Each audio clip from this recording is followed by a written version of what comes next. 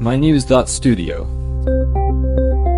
A malaria-free Amazon nation. Imagine Suriname's rainforests at night.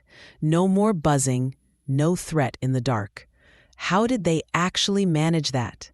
Today is July 18th, 2025. Suriname just became the first country in the Amazon region to eliminate malaria. That's not just a number, it's a real achievement in public health. But here's what puzzles me.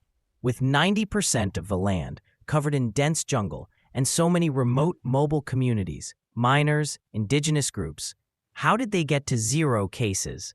Right, for context, back in the early 2000s, Suriname saw about 160 malaria cases per 1,000 people every year. The disease was everywhere, especially because of illegal mining, cross-border movement, and isolated hotspots deep in the forest. So what changed? The key was adapting. Suriname didn't try a one-size-fits-all plan. Instead, they divided the country by ecological zones. So, on the coast, there was more indoor residual spraying. In the savanna belt and forested interiors, outreach was more targeted.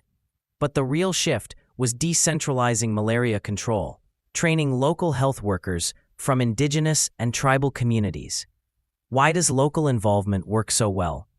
Because local workers know both the land and the people.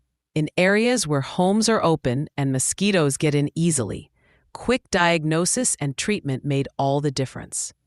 They handed out long-lasting insecticide nets and used rapid diagnostic tests and combination therapies. There was even a project called Looking for Gold, Finding Malaria. That was focused on the gold miners, right? Since they're always moving and tough to reach. Exactly. The focus was on those miners who move around constantly, and it wasn't just about giving out tools. People in mining camps and indigenous villages were actually trained to diagnose, treat, and report malaria themselves. That meant outbreaks could be caught fast, even in the most isolated spots. How did they get medicine and tests to such far-off places, though? Health teams traveled by river, sometimes for days, to reach these communities. Miners learned to use rapid tests and give medicines themselves.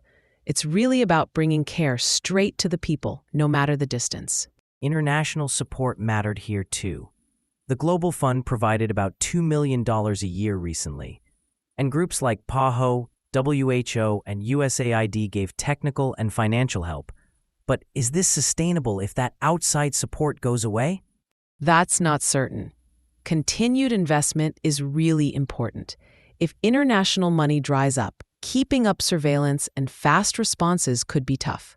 Suriname has set up stronger surveillance systems now, using real-time data to spot outbreaks quickly, but cases coming in from neighboring countries are still a threat. Right, so now the focus is on border regions.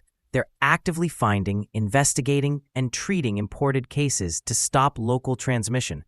There's also data sharing and coordination with neighboring countries. But as long as malaria exists nearby, is Suriname really out of the woods? That's the main challenge. As Suriname's health minister Amar Ramadeen put it, being malaria-free doesn't just keep people safe, it also helps the health sector, economy, and tourism.